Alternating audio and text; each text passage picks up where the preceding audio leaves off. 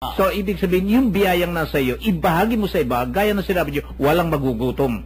Totoo yan, kuya. Katulad halimbawa, yung nadaanan natin sa nakaraang pag-aaral natin, pagbabasa natin ng mga salita ng Diyos, doon sa mga ebanghelyo ni San Mateo, hindi ba mayroong binatang mayaman doon na nagtanong sa ating Panginoon? Na ang sabi, Lord, paano ako makakapasok sa kaharian ng langit? Ang sabi ng Panginoon, nandyan ang mga utos ni Moises. Ang mga utos ng Moises na sinasabi ng Panginoong Jesus, yung 10 utos na binigay ng Diyos kay Moses. Ang sabi nung binatang mayaman, nasunod ko na po lahat yan. Tapos, sabi ng Panginoon, kung gusto mong maging ganap, ipamigay mo ang iyong kayamanan sa mga dukha. At sumunod ka sa akin. Kuya, nagawa na niyang lahat eh. Nasunod na niya yung lahat ng 10 utos eh. No? Nagsisimba siya. Hindi siya naiinggit.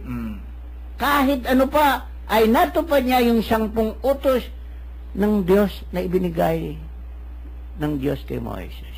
Nasunod niya itong lahat ng ito. Sabi nga niya, magsimula pa ng pagkabata. Pero nang sabihin na ng Diyos yun, ano nangyari? Nalungkot siya, tumalikod. Bakit? Ayaw niyang magbigay. Ayaw niyang ipamahagi yung kaniyang kayamanan dahil mayaman siya. Maramot siya. Makasarili siya. Marami ng ganito ngayon, Kuya Men. Sumunod siya sa Diyos eh. Sa utos ng Diyos. Ang tanging hindi lamang niya nagagawa ay ang mamahagi siya. Hindi katulad ng mga tagasunod na ito ng ating Panginoon. Kung 7 silang may hawak ng tig-1 tinapay, ibinigay lahat yon sa mga alagad at ipinagkatiwala sa ating Panginoon. Kaya nakapagmilagro ang Diyos. Ang turo talaga sa atin dito, huwag tayong tumulad doon sa mga mararamot.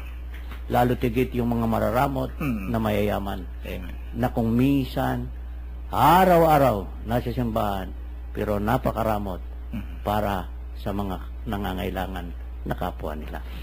So, Kuya Bert, iwanan po natin sa ating tagapakinig ito. Ayon sa inyong paliwanag at sa nakikita nating aral dito, baka po kayo mga mahal namin tagapakinig, o kayo'y merong mga kapitbahay na mahirap. Baka kayo'y nakakariwasa. Baka meron hong napapasyal sa inyo na nanghihingi ng kaunting tulong para makaraos at nagugutom.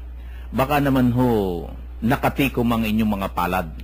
Baka ho hindi kayo marunong magbahagi. Ang aral ho rito ay magbahagi tayo at hindi lamang ho 4,000 ang mapapakain. Kung ang lahat ng mga taong mayroong kakayahan sa buhay at maigi ang buhay at makakakita ng mga taong naghihikahos, halos sa hindi na makakait nagpapalimos, at huwag nating sabihin hindi natin kakilala kung tayo magkukusang mag-abot sa kanila ng biyayang ating tinatangkilik, walang magugutom. Tama yun, Kuya. Yun ang tamang-tama. Na aral ng Panginoon. Walang magugutom sa buong mundo. Amen. Kaya nga sinabi ninyo, kahit na marami pang mga populasyon at madoble pa ang populasyon ng tao, walang magugutom kung marunong magbahagi. Dahil sobra-sobra ang binibigay ng Diyos sa atin. Amen. Hindi yung sinasabing mag-control ang tao. Opo. Ang may kasalanan mismo ang taong mga mararamot. Amen. So, yan po ang pagpapakain sa 4,000 sa pamagitan lamang ng 7 tinapay. Magbahagi. Ang ibig kong sabihin, huwag tayong maging maramot sa ating kapwa.